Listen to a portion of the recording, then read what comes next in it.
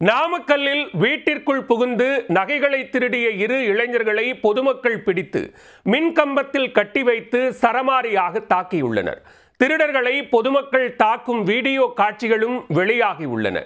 பல நாட்கள் திருடியவர்கள் சிக்கியது எப்படி? என்னாச்சு?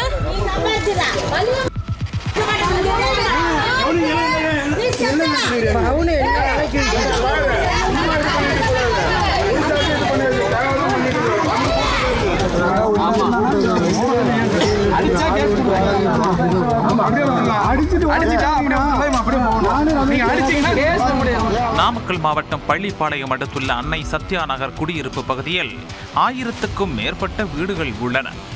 இந்த குடியிருப்பு பகுதியில் சமீபத்தில் புதிதாக அடுக்குமாடி குடியிருப்புகள் கட்டப்பட்டு பொதுமக்களுக்கு வாடகைக்கும் விடப்பட்டுள்ளது. அடுக்குமாடி குடியிருப்பு பகுதியில் அவ்வப்போது திருட்டுச் சம்பவங்கள் நடந்ததால் பொதுமக்கள் திருடர்களை தேடி வந்தனர்.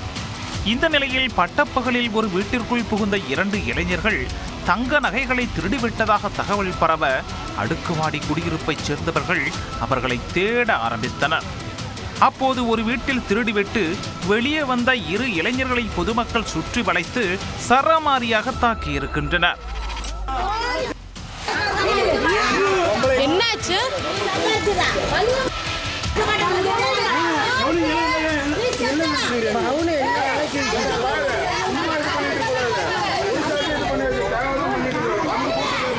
பின்னர் இருவரையும் மின்கம்பத்தில் கட்டி வைத்தும் அடித்து உதைத்துள்ளனர். தகவல் அறிந்து விரைந்து வந்த பள்ளிப்பாளையம் போலீசார் 2 இளைஞர்களையும் மீட்டு காவல் நிலையத்திற்கு அழைத்துச் சென்றனர்.